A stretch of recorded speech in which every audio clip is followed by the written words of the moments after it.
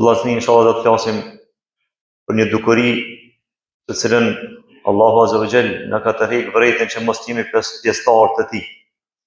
Ajo është rishveti apo korrupsioni, për cilën Allahu subhanahu wa taala thot Kur'an: Ya ayyuhalladhina amanu la ta'kulu amwalakum bainakum bil batil. O ju të cilët keni besu, mos i hani pasuninë njëri tjetrin me dallavere, e me harame, e me mashtrim. Illa an takuna tijaratan, përveç se nëse është tregti mes juve. Thot Ibn Kathiri, komentin e këtij ajetit e ka për qëllim Allahu Azza wa Jall. Mos e hani pasuninë e njëri tjetrin duke lujt kumor. Hajde lujna që të gur me çokolada, me para, me asine, ose lujt kazino, me lujna të fatit, apo duke mashtru njëri tjetrin, ose duke i dhon rishvet, ose duke e marr kamatën, apo duke i dhon pare me kamat. Këtë këto hinë këtë ajet. Atë Allahu Azza wa Jall në shumë ajetet e Kuranit në të rrjek vërejtjen që mos jeni me pi atyre të cilët e hajnë pasuninë e njëri tjetrit me mashtrime apo me rishvet. E pejgamberi sallallahu alaihi wasallam ka thonë: La'ana Allahu ar-rashi wal murtashi. Allahu e ka mallku ai i cili jep rishvet edhe ai i cili merr rishvet. Transmetimi tjetër thot edhe ai i cili ndërmjetson. Edhe ndërmjetësuesi është i mallkuar pi Allahut Azza wa Jall. Mallkim kjo derisa të pendohet apo derisa del para Allahut Azza wa Jall mu dënu pastaj me këtë mallkim që e ka mallkuar Allah. Është i mallkuar në dynjë dhe në ahiret. Ai i cili jep rishvet, ai i cili merr rishvet, apo ai i cili ndërmjetson për marrjen e rishvetit. Rishveti vllazni është metoda ndryshme, lloje ndryshme. Dikush e quajnë hedije, dhurat, për cilën pejgamberi alayhis salam kështu të shujt edhe në kohën e pejgamberit alayhis salam. Pejgamberi alayhis salam e ka pas një sahabi, një shok, Ibn Lutbije, i cili ka shku me mbledh zeqatin tek pasanekt, e pastaj me derë tek pasunia muslimanëve, tek pjesa pasunia shtetërore. E pastaj pejgamberi sa me ka shpërnda fukarave. E një ditë kur erdhi ky, i tha sahabëve: kjo është e juvja çka ku mbledh e shtetit, e këtë pjesën mu ka dhënë mu hedije. Kur dëgjoi pejgamberi alayhis salam, e thiri ato edhe hypi minber. Tha disa prej njerëzve, kjo konë cilësi e pejgamberit alayhis salam, mos me nënqumu njerin direkt, po ka hyp minber kur ka dëgju diçka që është e keqe, edhe ka thonë: çka po mendoni për disa persona që i bujnë kështu e kështu. Edhe nuk ja ka përmend emrin as cilësisë na kurrë. Edhe hyp pejgamberi alayhis salam, ka thonë: çka u puna disa njerëz të cilët i shtinan puna, edhe e marrin pagën në rrugën për çat punë. Edhe pastaj vinë e thojnë: kjo është një hedije që më ka dhënë neve. Pejgamberi sa thot: në trinte shtëpijat e tyne, e le të shikojnë se apo vjen dikush me hedije apo jo, apo vjen dikush me dhuratë apo jo. Momenti kur ti je ponsu për një punë, edhe t'jep dikush dhuratë, kjo quhet rishvet. Përveç se nëse personit ka dhënë dhuratë edhe më herët. Pastaj do ta përmendim këtë. Për shkak se ai po t'jep ty një dhuratë për qëllime tjera pastaj. Për qëllime për cilën pejgamberi alayhis salam kur e ka dërguar një sahabi tek jehudit për me mbledh Abdullah ibn Rawaha, e ka dërguar pejgamberi alayhis salam për me mbledh tatimin. Edhe jehudit kanë marrë prej arit edhe argjetit grave tyne, i ka dhënë Abdullah ibn Rawaha, i ka dhënë hedije, dhurat. O menes kjo është për ty hedije. E kjo është më ish pak tatim me nazbrit. Me mashtru pak shtetin. Çka ka thonë Abdullah ibn Rawaha? Po vallai, asnjëherë nuk e bëj këtë. Kjo është rishvet. E pejgamberi alayhis salam ka thonë ai i cili punësohet me një punë, edhe merr kësi lloj dhurata, edhe e mashtron shtetin e vet, që edhe nëse e mashtron me një gjilpon, ka me konë ajo gjilpon zjem për zjemit të xhenemit ditën e gjykimit për të. Transmetimi tjetër thotë pejgamberi sallallahu alajhi wasallam, ai i cili e merr në rishvet në këtë dynjë një deve, apo një lop, apo një dash, apo një dele, ditën e gjykimit ka me bajt shpatullat e tina, e ka me dojnë para Allahut azza wa jall. Me këtë rishvet çka e ka marrë. Për ata shpesh herë na thojnë ja dhoni dhurat, ja dhoni hedije, ne të më kryjmë punë. Kjo është rishvet, Allah, kjo është hedije. Rishveti është nëse ti jep dikujna për me arrit diçka që nuk është haki jote. Kjo është rishvet.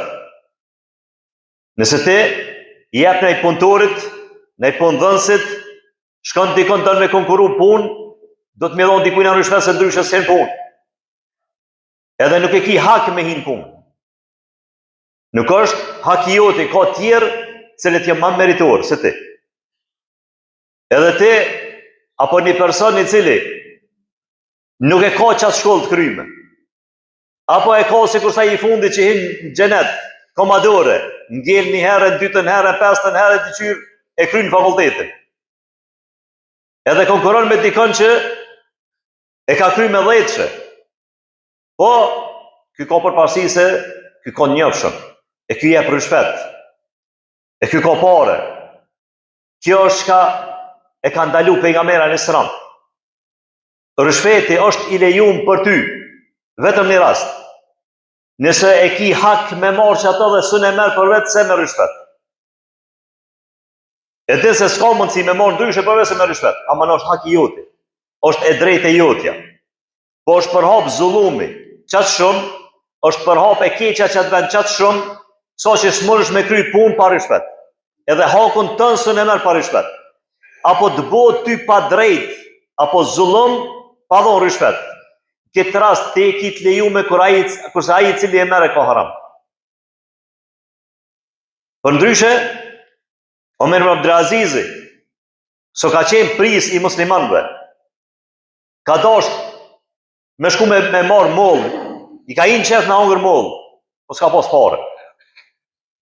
Edhe një tjerë se këshilltarët e vetë se po ka qef në hongër mollë, dhe dikush pi pasanika vjena dhe thot, o merë qëta mollë se po du më të adhon ty hedije. E ka pjesën i merë erë, edhe largan thot, falimderë shumë mungina, s'kam nevoj. Po të merë se ti kom pru hedije, pejgamberi alayhis salam e Omer Allah nuk e kanë kthy hedijen. Ka thonë, ajo për ta u konë hedije, se nuk ju konë punësum. Kurse unë jam i punësum, unë jam udhec për mu është rishvet. Nesër për shkak që ty në mullal, vjen nej me gjaty për me do, thua, merë, nëse ta kom dhonë një deve një farmokte, e do shtash me ma dhonë një tender. Apo, se ki hongur rishvetin me herë. Për këta, pejgamberi alayhis salam e ka ndalu, e i ka mallku ata të cilët marrin rishvet. Metodë tjetër e rishvetit ka ndonë kohën e Omerit radhiyallahu anhu. Omer radhiyallahu anhu sa ka qenë prisi muslimanëve, ka hinë shpej, ka po 2 jastak. Jastaka të vogël. Ka pyet gruan, ai bleve, kallzon drejt ku i morë këtu. Po vallahi, mi ka pru nëpërmjet dikujna, nëpërmjet t'i grus, tina filoni ai tjetri. Tha Allahu e vraft, s'kan mujt, s'munën me orë të unë me dhonë rishvet, e munohen nëpërmjet familjarëve me dhonë rishvet. E nesër masanimi të nëzonë kryte, ka dalë se Omer, ti kom dhonë ty të sene, e ja kom dhonë djallit tënë, e ja kom bërë këtë mirë djallit tënë, e kështu me radhë. Kjo është metodë tjetër, të cilën e praktikojnë sot edhe kësaj dite vllaznia ata të cilët mire me kësi sen, mire me rishvete për çështje tina personale, për me arrit diçka personalisht në jetën e kësaj bote, karrierën e tina, tardhmen e tina, pasuninë e tina. E kjo është dëmi më i madh çka sot i bëhet këtij vend. E për këtë do të flasim në hutbën e dytë, wa aqulu qawli hadha wastaghfirullaha li wa lakum.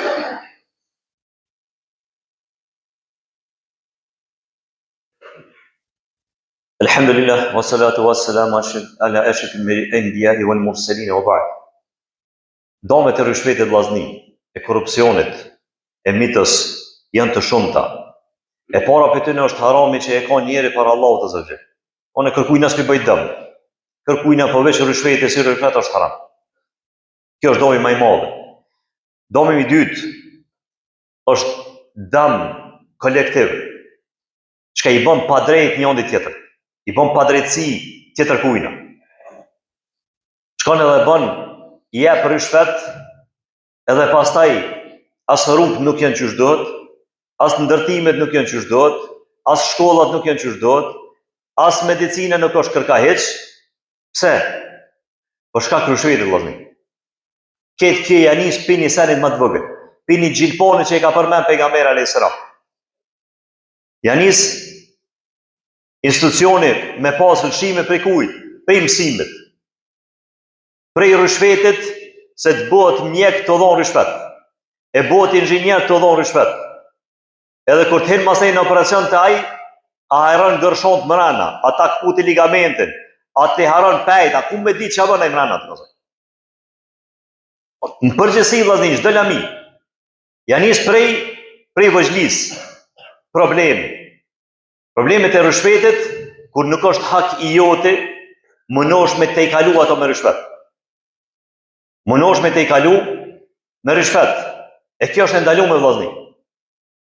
Kjo sjell pasoja të mëdha në shoqëri, në shtet, në të ardhmen e këtij vendi. Nina shpesh se jo la u presh ky vend, e u presh ajo. Dyshimet janë të gatshme. Pse ja ka dhënë tenderën dikujt që e nje, ai tender që dikujt që e ka dhënë ose ka pas përfitime, ose për shkak të njoftësisë. E kjo vllazni e çon këtë shoqëri në humbje. Për ata kur ka shku Abdullah ibn Rawaha tek jahudit, edhe ka thënë Allahi nuk marr as nisan pi juve. Çka ka thonë? Ka thonë pasha Allahin, me këtë drejtësi është ngritë edhe është ndërtu qielli edhe toka. Për ata, Ibn Taymija ka thonë, Allahu Azza wa Jall e ndihmon një popull nëse janë drejt, edhe nëse nuk janë musliman. Nëse janë drejt, i ndihmon Allahu Azza wa Jall edhe nëse nuk janë musliman. E Allahu Azza wa Jall nuk e ndihmon një popull nëse nuk janë drejt edhe nëse janë besimtar. Do vjen na jena muslimanëve po s'po përparojmë. E pse ata tjerë po përparojnë? Po shkak se janë drejt. I kanë marrë cilësitë e Islamit. I kanë marrë cilësitë e Islamit. Që mos me pas nevojë ai i cili hin vend punës, mos me pas nevojë me qyr atë zgotit dorën, mi avon një dhjetë që për me ta kry punën ajo. Për shkak se është obligimi i tij na me kry çat punë. Por që ata e merr atë rrogaj, por ata paguhet.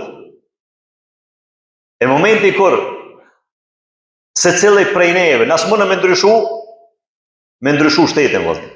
As mundë me ndryshu ata të mëdhejt, por na mundë me ndryshu veten tonë. Për ata Allahu Azza wa Jall nuk e ndryshon gjendën e një populli përderisa na nuk ndryshojmë.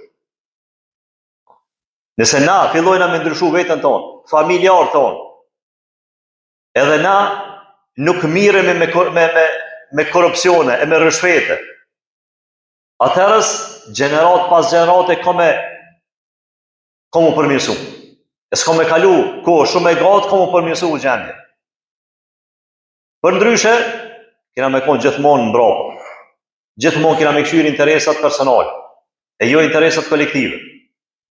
E interesi kolektiv është ma primar se sa interesi personal i një person. Për ata Allahu Azza wa Jall në ka mësu neve që mos më marrë me këto sen.